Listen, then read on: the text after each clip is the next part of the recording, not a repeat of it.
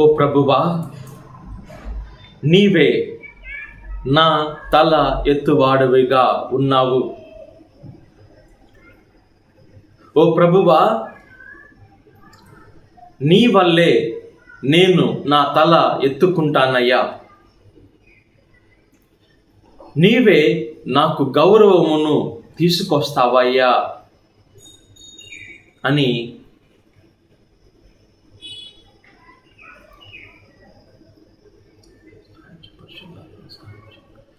ఓ ప్రభువా, నీ వల్లే నేను నా తల ఎత్తుకుంటానయ్యా. నాకు గౌరవమును ఇచ్చే దేవుడవు నీవే అయ్యా అని దావీదు మహారాజు 3వ కీర్తన 3వ వచనములో పలుకుచున్నాడండి. అవమానాలు మనకు వచ్చినప్పుడు మనము కృంగి కృషించిపోతుంటాం. పైకి ఆనందముగా కనపడుతున్నప్పటికీ మన హృదయములో ఎంతో వేదన ఉంటుందండి. కొంతమంది చూడటానికి ఎప్పుడు ఆనందంగా ఉన్నట్లు కనిపిస్తారు. వారి ముఖము మీద ఎప్పుడు చిరునవ్వు ఉంటుంది. కానీ వారి హృదయాన్ని చూసినట్లయితే వారి హృదయములో ఎంతో వేదన ఉంటుందండి. దీన్ని నేను చెప్పటలేదు, పరిశుద్ధ గ్రంథం ద్వారా దేవుడే మనతో మాట్లాడుతున్నాడు. కొంతమంది వ్యక్తులు పైకి ఆనందంగా కనిపించినప్పటికీ వారి హృదయములో వేదన ఉంటుందని ప్రభు ఈరోజు ఆయన వాక్కు ద్వారా మనతో మాట్లాడుతున్నాడు.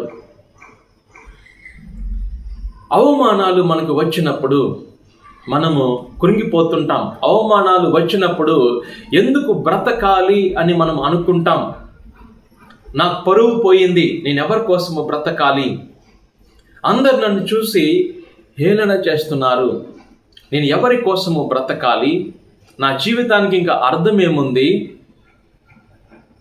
అందరూ నన్ను చూసి నవ్వుకుంటున్నారు అని ఇలాంటి మనస్తత్వంతో ఆత్మహత్య చేసుకునేటువంటి వారు చాలామంది ఉంటారు. పరువు పోయిందని చనిపోయేటువంటి వారు, ఆత్మహత్యలు చేసుకునేటువంటి వారు చాలామంది ఉంటారండి.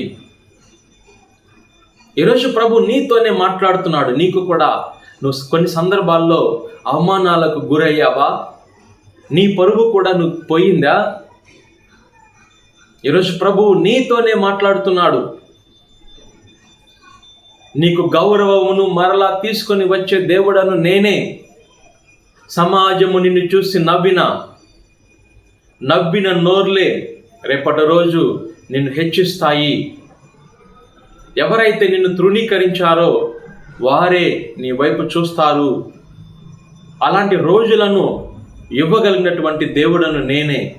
నా సన్నిధికి రా, నీ అవమానాలను తీసివేసి నీకు మరలా గౌరవాన్ని ఇస్తాను, నువ్వు మరలా తల ఎత్తుకునే విధంగా నేను దీవిస్తానని ప్రభు మాట్లాడుతున్నాడండి. ఈరోజు నువ్వు ఏ అవమానానికి గురయ్యావు?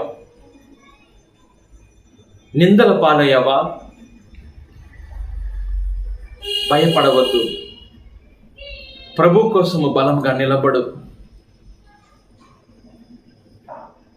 మనము చెప్తుంటాం, బండ్లు ఓడలు అవుతాయి, ఓడలు బండ్లు అవుతాయి. రేపటి రోజు ఏమవుతుందో మనకు తెలియదు. దరిద్రములో ఉన్నటువంటి వారు గొప్పవారు, ధనవంతులు కావచ్చు, ధనవంతులు దరిద్రులు కావచ్చు.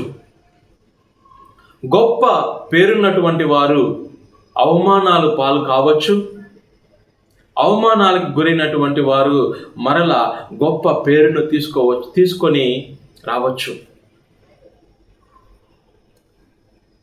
ఏ పరిస్థితిలో నువ్వు ఉన్నా నీ పరిస్థితులను తారుమారు చేయగలిగినటువంటి దేవుడు ఒకడున్నాడు. ఆ దేవుని యందు నీకు విశ్వాసము ఉన్నంత వరకు నువ్వు అవమానాలను లక్ష్య పెట్టవలసినటువంటి అవసరం లేదు. అవమానాలు వచ్చినప్పుడు, నిందల పాలైనప్పుడు దేవుని యందు కూడా నువ్వు విశ్వాసాన్ని కోల్పోయావా? శత్రువు చేతులకు వెళ్తావు. శత్రువు నీ జీవితాన్ని నాశనం చేస్తాడు. బతుకే భారం అనిపిస్తుంది, చనిపోవాలనిపిస్తుంది. కష్టాలు సమస్యలు వచ్చినప్పుడు ధైర్యాన్ని కోల్పోవద్దు, విశ్వాసాన్ని కోల్పోవద్దు. తల ఎత్తుకొని మరలా నువ్వు జీవించే విధంగా చేయగలిగినటువంటి దేవుడున్నాడు. ఆయన యందు విశ్వాసాన్ని కోల్పోవద్దు. అన్ని కోల్పోయినా బాధ లేదు, విశ్వాసాన్ని మాత్రం కోల్పోవద్దు. నువ్వు ధనాన్ని కోల్పోవచ్చు, ఆస్తులను కోల్పోవచ్చు, నమ్మినటువంటి వారిని విడిచిపెట్టవచ్చు, అయినా నీకేం కాదు. విశ్వాసాన్ని మాత్రం నువ్వు కోల్పోకూడదు. విశ్వాసాన్ని కోల్పోయావా, అదే నీ జీవితంలో చివరి రోజు అవుతుంది. శత్రువు బలంగా పనిచేస్తాడు. ప్రభు మీద నీకు విశ్వాసము ఉన్నంత వరకు ఎవ్వరు నిన్నేం చేయలేరు. మరలా నువ్వు కోల్పోయిన ప్రతి ఒక్కటి నీకు వస్తాయి. యోబు సమస్తాన్ని కోల్పోయాడు. అవమానాలకు యోబు గురయ్యాడు. యోబు యొక్క స్నేహితులు చెప్తున్నారు, నీ దేవుడు ఎక్కడున్నాడు, నువ్వు దేవునికి వ్యతిరేకంగా పాపం చేశావని. యోబు యొక్క స్నేహితులు కూడా యోబుని హేళన చేశారు. యోబు అవమానాలకు గురయ్యాడు. ఎందుకోసం బ్రతకాలి, అయ్యా నా జీవితాన్ని తీసుకో అని ప్రార్థించాడు. ఘోరమైన శ్రమలకు యోబు గురయ్యాడు. ఘోరమైన శ్రమలకు గురైనప్పటికీ యోబు ఒక్కదాన్ని మాత్రం కోల్పోలేదండి, అదే దేవుని యందు విశ్వాసము. ఆయన యందు విశ్వాసాన్ని కోల్పోలేదు కాబట్టే యోబు రెండంతలుగా ఆశీర్వదించబడ్డాడు. హేళన చేసినటువంటి వారే యోబుని ఘనపరిచారు అని మన పరిశుద్ధ గ్రంథంలో చూస్తున్నాం. నువ్వు మరలా తలెత్తుకుంటావు, కోల్పోయిన ప్రతి ఒక్క దాన్ని నువ్వు పొందుకుంటావు. నేను విడిచి వెళ్ళిన ప్రతి ఒక్కరిని చెంతకు వస్తారు.